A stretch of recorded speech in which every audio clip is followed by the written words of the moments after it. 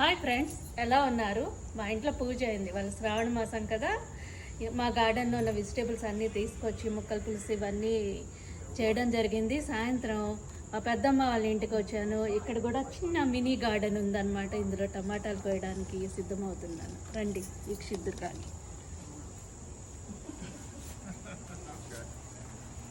చక్కగా ఇలా పండిపోయాయి చూడండి, టమాటాలు బుజ్జి బుజ్జిగా ఉన్నాయి కదా.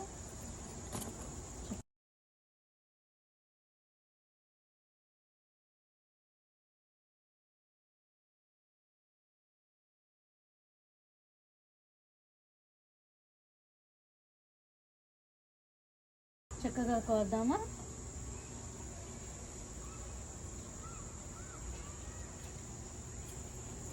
టమాటాలు చాలా బాగున్నాయి చూడండి. ఇలాగ మినీ గార్డెన్ అయితే ఇలా ఉందన్నమాట.